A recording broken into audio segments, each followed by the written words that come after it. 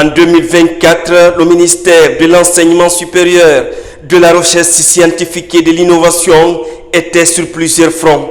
Tout était question de priorités pour ce département stratégique, des priorités liées à l'amélioration continue de la gouvernance au niveau de l'appareil administratif universitaire, notamment les segments de la recherche scientifique et de l'innovation, l'offre de formation, les infrastructures et équipements, sans oublier des efforts immenses pour que la Guinée signe son comeback dans les instances régionales et internationales.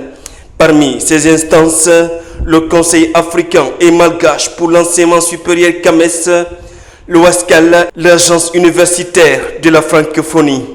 Là-dessus, la Guinée abrite pour la toute première fois les travaux du 22e concours d'agrégation du CAMES avec 19 nouveaux maîtres de conférences agrégés. Ces enseignants-chercheurs guinéens et étrangers puissent, dans leur activité de tous les jours, encadrer des enseignants-chercheurs guinéens à passer en thèse.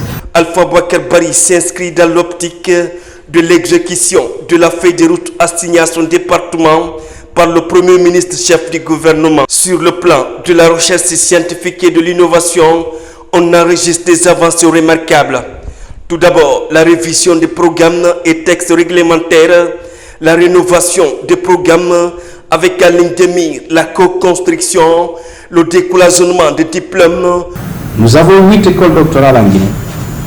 Les 8 écoles doctorales doivent monter en puissance. Vous savez, le fameux programme des 5000 masters, 1000 PhD, l'essentiel peut être formé dans nos écoles doctorales. L'inscription de nos étudiants se passe désormais sur un seul guichet qui s'appelle Parcoursup. Les premiers partenariats se sont manifestés au niveau de l'Institut supérieur de technologie de Mamou.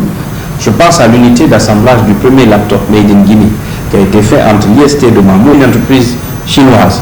On note des résultats probants avec la réalisation de plusieurs infrastructures dans les 17 institutions d'enseignement supérieur et les centres de recherche du pays.